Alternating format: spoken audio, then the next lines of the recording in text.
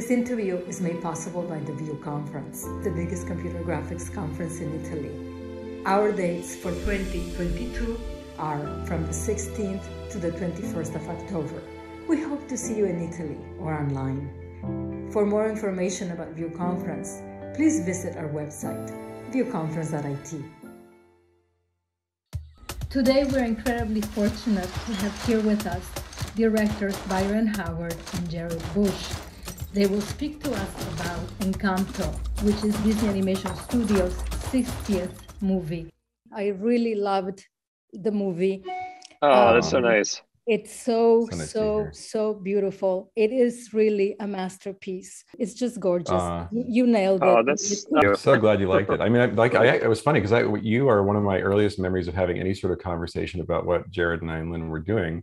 And I think we went to Bob's Big Boy. And I think you were telling me about your father and how much he valued your education, about that small town and stuff. And there was something so great about that. So I love that the movie really did wind up being about family. It's gorgeous, yes. So I'm going to ask you to start with a couple of questions about yourselves. Why did you decide to go into animation? Oh my gosh, that's such a big question. Well, I guess I'll jump in. I just I didn't know I wanted to be in animation. I grew up drawing, and I grew up loving film. And when I was in school, I was more on the live action side. But there was a moment when I saw Little Mermaid, I saw Who Framed Roger Rabbit, and that really showed me that animation could be something different than I was picturing. I actually didn't know you could get paid to do this. It's amazing that we do. But I'd say the great thing over the years that has been an amazing experience, I heard Jared talk about this too, is that because when you're a director, you get to be a part of all of these different brilliant people's process. Like we have people who are the best in the world everywhere around us. And so we're constantly learning and being honestly blown away by their work. So that's what got me. That's why I like it. How about you, Jared? What do you think? Oh man. It's funny. I think similar to Byron, when I was growing up, I didn't know that animation was going to be the world that I went into. But I grew up on Amblin movies, movies that were really sort of for literally everyone. And I found that when I moved to Los Angeles in the early 2000s, that live action movies at that time were less for everybody. But there was one thing that was, and that was animation, specifically Disney animation and Pixar. And those were the type of stories that I really loved, ones that had depth, had big entertainment, had really fun worlds. I love world building.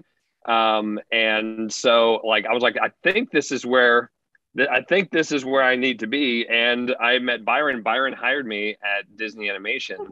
And the second I came in, I mean, he'll tell you, I was like, I never want to leave this place. I knew that week one, I didn't want to leave this place. And that was over 10 years ago. I think it was one of those really lucky, amazing things where I found the home that I didn't know was supposed to be my home for my entire life. Many years ago, this candle blessed our family with a miracle. Our house, our casita, came to life with magic. La casita. Floors! Drawers! Let's go! In time, every member of our family, Cecilia, up top! was given their own magical gift. I understand you. I'm not super strong like Luisa. The donkey's got out again. On it! Or effortlessly perfect like Señorita Perfecta Isabella. But Mama, why am I the only one that didn't get a gift? You're just as special as anyone else in this family. You just healed my hand with an arepa con queso. Casita? What's going on? The magic is in danger. We gotta get out of here! We must protect our home. We must protect our family. This is my chance. I will save the magic. Wait, how do I save the magic? I'm losing my gift! Mirabelle, the fate of the family is gonna come down to you. I can't do this. Let me help you. The rats told me everything. Don't eat those. in our darkest moments, there's light where you least expect it.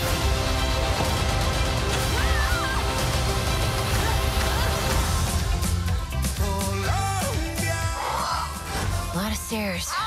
But at least I'll have a friend. Nope, you flew away immediately. Quitter! Let me ask you a question about the genesis of Encanto. I find it to be a really beautiful love letter, a moving love letter to the whole idea of family. Well, you're exactly right. I mean, that's exactly where we started. Jared, Lynn, and I, as a trio, first started talking about the movie as a movie about family in the biggest way we could possibly think of, which is talking about the complexities of extended families, not just how families are good, which they frequently are, but how tricky it can be to belong to a family and how complicated and complex and how nobody really sees each other for who they truly are. And this idea of perspective in families became super, super important. And then when Charisse Castro-Smith joined us, and she's this amazing co-director, co-writer who wrote the screenplay with Jared, she brought this great sense of magical realism, which we were so inspired by. Colombia specifically is one of the birthplaces of that literary style that felt so organic and perfect for not only this part of the world, but this particular story where so many people in the family's roles had to be linked to magic. That's where it all started. It really started with exactly like you said, with discussions about family. What was, I actually think was really crazy was that, you know, we knew that family was going to be important, but we also wanted to say something different about family than we'd seen in movies before. We didn't know what that was. And so when we started to talk to our families, I remember very specific conversations where I realized, oh my gosh, I don't know my family as well as I think I do. And that was just like, not because I was searching for, well, we're going to talk about perspective and we're going to talk about how we don't see each other, but literally just through conversations, it came out of those conversations that I realized that I couldn't see my mother as a person. I could see her as my mother, that relationship to me, but like a whole person, I don't know my mom as a whole person. That's crazy. And that was like that for every member of our families. And we also, so we started talking about that amongst the three of ourselves and then large groups in the studio. And pretty quickly we realized that this is everybody. It's so universal that in a family, you kind of see each other one way. How is that possible? These are the people that you spend the most time with, that you love the most, and you still can't fully see them. That was a really interesting thing for us to tackle in the story. Following the whole idea of how you developed the Madrigal family, I mean, why did you choose a musical term for the last name? And just how did you develop all those characters and the intergenerational relationships? The name Madrigal surfaced very early. I think we all early on liked that it related to music and the fact that it had a nice rhythm and a sound. I think Lynn liked that it could rhyme with magical. I think there was something that was really critical. And something that was very different about this show than others that I've worked on is that Lynn as a songwriter was there from the very beginning. And so that was amazing for, you know, he was really working on the story with us as Jared and Charisse were honing the screenplay. And as we were creating these characters, like with those characters, you really started with our own families and our own family roles and talking to everybody around us about their families, like what roles are absolutely in your family. And everybody had a rock of the family, someone who does everything for the family, never complains. You never hear a peep of a complaint from them, or the perfectionist, someone who it seems like their life is so easy, like flowers bloom in their footsteps. Everyone's got a nurturer. Most people have gossips in their family, which it was really fun. But I think it was really those universal roles. Like as soon as like Jared was talking about, like, that universality, like everybody experienced it. And then we went on to kind of think about how we could visualize those with the magical realism inspired storytelling in the movie. Yeah, it was hard though, you know, because I think that one of the biggest challenges of this movie, what made it really ambitious, was we have 12 key members of our family. But it's not just 12 characters in a story. They are members of a family that have to relate to each other. You have to understand, like, why would this person marry this person? How would they then raise their kids? What are those kids like? What are their cousins like? How does that change? What is their grandmother's relationship?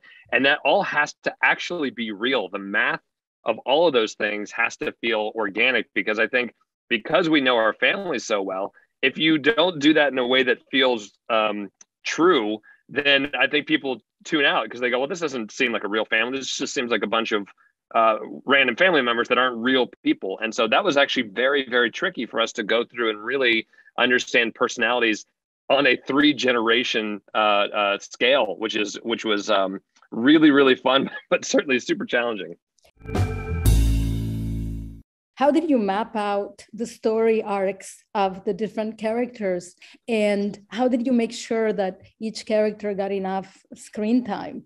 A few things really, really helped us. One, we had a group within our studio that we called the Familia group. This is a group of anyone of Latin descent in our studio came and talked to us about their families, about relationships, about traditions, about holidays, about their weird uncle, about their difficult relationships with their parents. And so we were loaded up with a lot of that as we went in, and our own stories as well, because our families, like Byron said, are also challenging. So we were very, very much loaded up with that. Then we also talked to family therapists and psychologists. And so we could really understand from a generational standpoint what that looked like. And then also do that with psychologists and psychiatrists that were from Latin America. So we also got that lens as well. So that felt true. And then we started to build this family. I'd say that one of the things that was the most challenging was making sure that we did have time to get to know everyone, because that's the conceit of the story is we're going to present you the opening song. We're going to present you with everyone in the family. This is all you need to know about them. And then spend the next 90 minutes subverting that and showing you that actually Mirabelle's opening song is almost entirely wrong.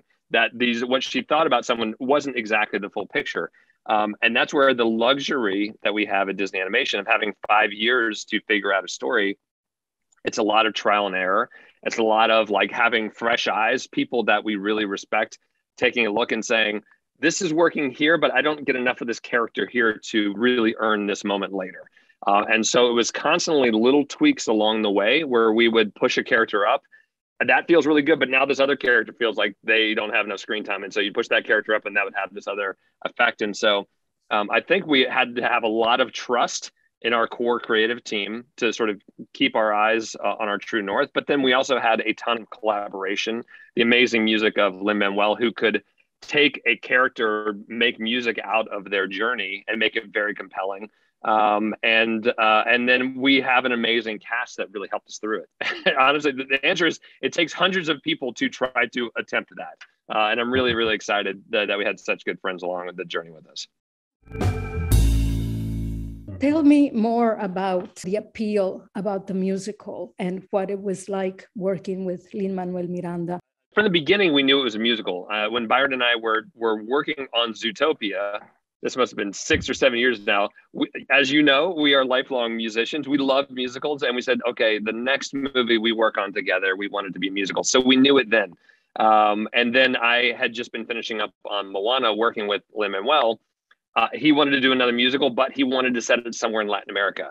And so it kind of made sense for the three of us to get together. So we knew it was going to be a musical. I think for this movie specifically, we had these 12 main characters, and trying to separate them was really, really important so that you get distinct personalities from the music. What's great is that there's so many different types of music in Colombia, and each style of music there has a very distinct personality. And so it was really Lin saying, okay, well, a character like Luisa, who's the strong sister, what type of music from Colombia marries well with that? Reggaeton marries really well with that. And so now you're going to get this strong sounding song that's very contemporary that gives way to this very emotional part, but then goes back to being strong. That makes sense for her. Or Isabella, who is Mirabelle's perfect sister, who kind of goes on a bender. Well, you know, Shakira era rock en español makes a lot of sense for a character like that, who's sort of like going off and being rebellious. So let's bring that in. And Mirabelle, Lin leaned into a musical style called Bambuco, which is actually from the region where the house is actually set. And it's in a different time signature. It's sort of like a waltz. It's like a Colombian waltz in 3/4 time. So she's literally out of time with the rest of her family, but she's more tied to that place. I think what's great about having someone like Lin, who is a master of all of these things, is that he can not only give you separate music styles that allows you to feel different characteristics of both the music and the personalities of the characters. And it sort of, they become one and the same, which is very, very exciting. But he's also able to really help shape characters along the way. So back to Luisa again, you know, I think when we heard that song, it had such an important effect on us because I think that vulnerability that he found and that yearning that he found in that song, we weren't expecting. And when we heard it, it was so compelling that we actually, Charisse and I went back through and changed the entire script. And every single time Luis was in there, we actually adjusted that character. So to have someone so collaborative like Lin, who's not just writing songs for the movie, he's truly helping you build the world and the characters and the dynamics, was a real gift. Just add a little to that, just off of what you're talking about with the characters, Maria Elena, you know, the specificity of everybody in the family was very important. Everyone had to really occupy their own space and be very distinct, especially with the women. The women are at the core of the family.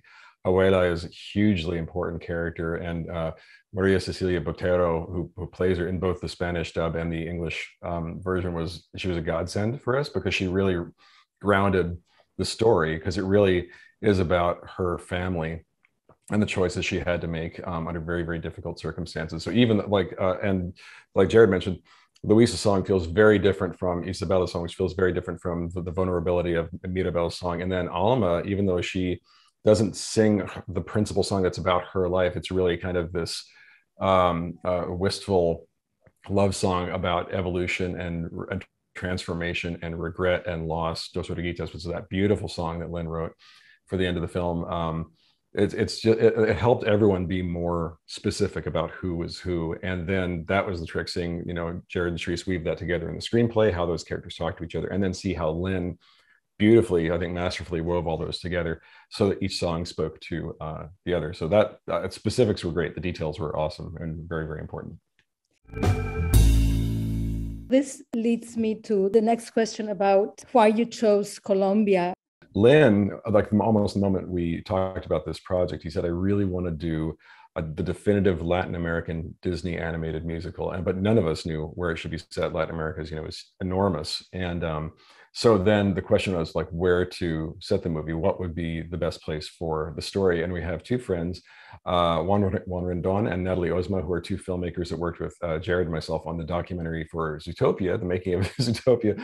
And so they've been with us through the whole process, and they are both Colombian. Juan is from Cali, Natalie is from Bogota. And they said, you know, if you guys are looking for a place that's really the crossroads of everything in Latin America, food, culture, family, ethnicity, you should really look at Colombia. And we took their word for it. And they actually took us there on a research trip about 3.5 years ago with Lin, with his dad, and really with this musical in mind. So we knew it was going to be a musical. We knew it was going to be about a big extended family, very diverse family. And I got to tell you, we were all completely blown away by the time we spent down there, especially by the warmth of Colombian families and how welcomed we felt and how proud people are of Colombia as their country, but also of the strength they've had during hardships, and that resilience was very, very inspiring. So we came back really energized to make that the place we set the film.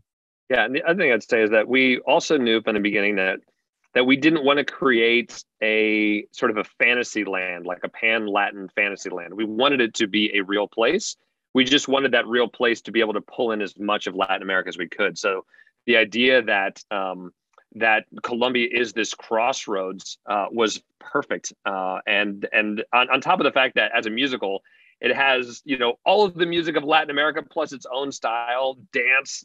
It's super vibrant. And then, as you mentioned before, it is also this home of magical realism that so inspired our story. Was a different type of magic than we tried to pull off at Disney before. And that was really, really exciting to find something so rooted to place that could also really affect visually how the movie looked.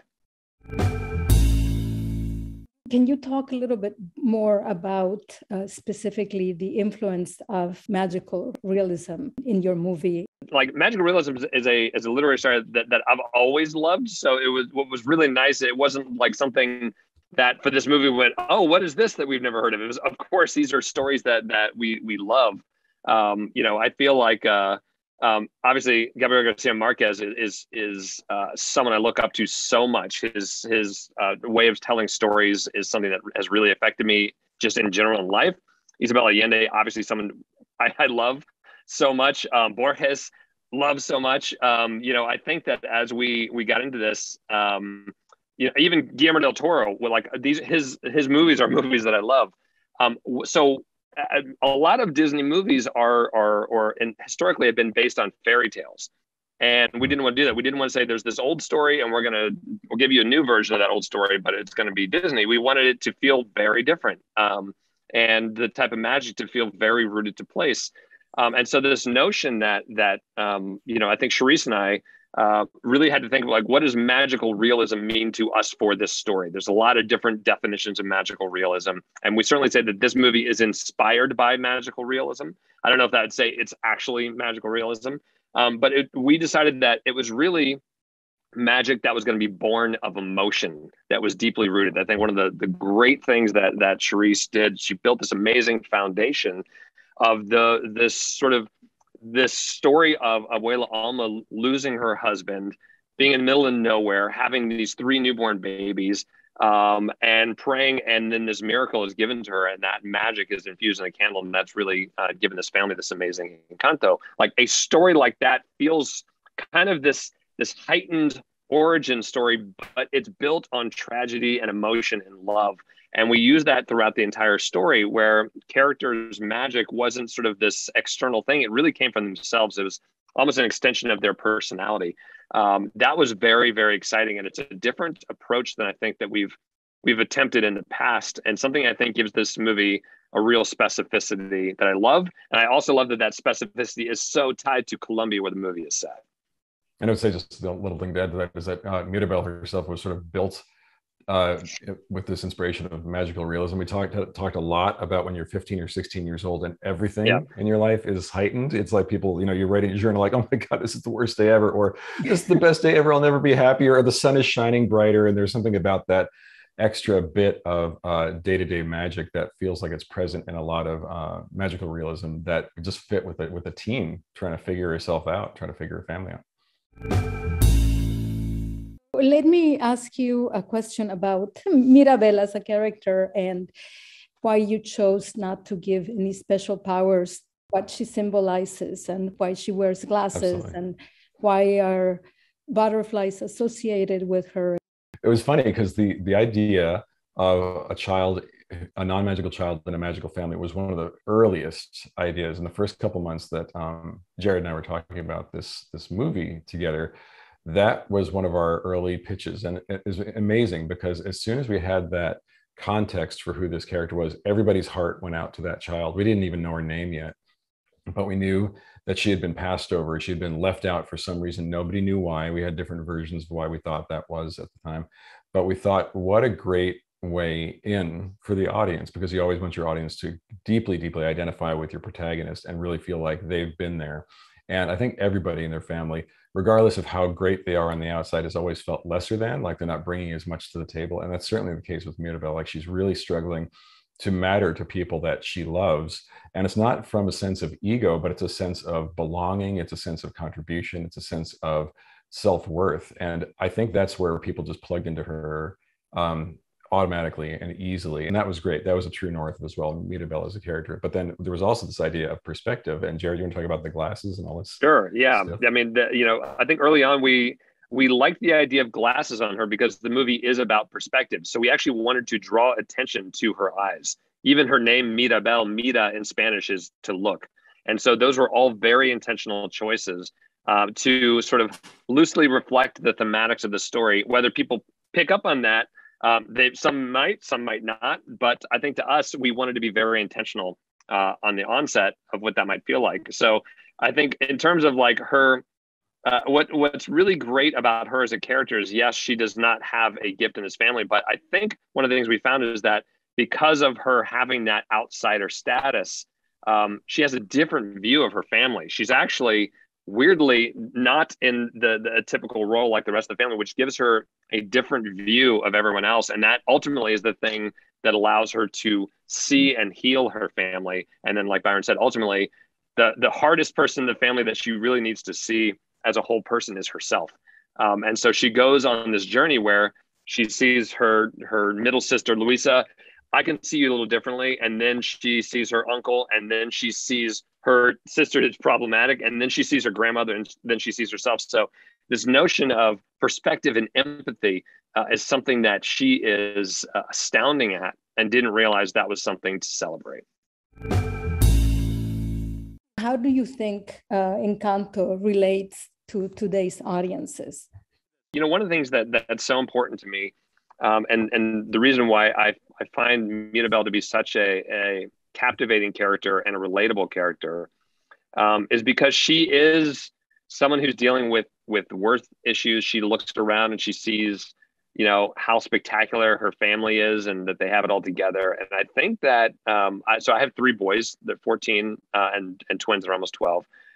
And they're in this world right now where between social media and life, you know, they're presented with perfect versions of other people, whether that's their friends or whether that's just people at large. I think it's really hard in our world right now to have any sense that you have value, because I think that you're bombarded with what seems to be perfection and extraordinary folks around you at all times. And I personally think that's just actually not reality. I think that most people have struggles and most people have challenges. And I'm hoping that if people see the movie, they feel that, they go, you know what, that assumption I made of this person is probably not the whole story. That person that looks like they have it all together probably is going through something that they're not talking about. And then I think more to the point, I am also not being the vulnerable person that I need to be to share myself with others so that they can see me as well. It's a two-way street. And so I'm really hoping that audiences are able to see that from this movie. And if nothing else, start a conversation with the people that matter to them in their lives. Yeah, I mean, I think Jared said it beautifully. And I think another further thing that can help with worldwide is, I think we, during the last 2 years, a lot of people's behavior around us has been confusing and troubling, and we're not always on the same page as our neighbors, and socially or politically, or just even opinion about how to take care of ourselves. And so it's interesting because this movie is about looking past what you see on the surface. And once you see the motivations for why people are acting the way they are, that's where I think you really start to understand, like, oh, I understand now why you were making those choices. Choices are tough. People are making choices for their families and themselves every day. And that's been on display for us all worldwide for the last couple of years about these choices. So I think that in a way it is this big shakeup with the quarantine and COVID the last 2 years, but I think we'll be closer as sort of human beings afterwards. It's certainly for us and our crew of about 800 people, it brought us closer together for this thing that we've endured, being the glue for each other, very much like a whale is the glue for the family in one way, Mirabelle is the glue in another way. Being that kind of unifying force for each other by just by taking those walls down, I think is a great first step. And so I think that's helped me a lot. I think this movie has been good therapy for me over the last 5 years and has made me think in the world in a very different way. I always like to conclude asking our guests to leave us with a few words of wisdom for young people out there, young filmmakers out there who dream of becoming animators and directors. What would you say to them? Put yourself on screen. And by that, I mean, find things that you really care about. Find your own voice. Be confident to put your own voice out there into the world. That's what the world needs. They need new, fresh ideas. They need your specific way of looking at the world, and the things that you care about matter. So find those things and put those on screen would be my advice. Yeah, I would totally second that. And I'd say part of that is also to live a life, be present, be connected to the people and the places where you are, because I think that speaking from an animation standpoint, the thing that makes these films, animated films, really thrive are characters. It's not all the sort of the glitz and special effects, which look great. But I think people go to these movies because they want to feel emotion. They want to feel joy, or they want to feel connection, or they want to feel moved, they want to cry. And so those things come from reflections of our real life. So plug yourself into your real life, pay attention. Little things that you think aren't important are so important for these stories. That is really the fuel that builds these stories. And that's what makes them universal, because movies are wrapped in 1,000 different shiny packages, but at the core, if it doesn't matter on a human personal level, then you're going to forget it. That's why I think we always aim to tell something that's timeless and really universal. So totally agree with Jared said, put yourself in there, tell your story. and then make sure you're living your life at the same time. Don't get so obsessed with the goal that you forget that this journey that you're on is feeding what that will become. Gift or no gift, I am just as special as the rest of my family. Who wants more pink? All right, guys, where do I drop the wagon? Maybe your gift is being in denial. Encanto, Encanto.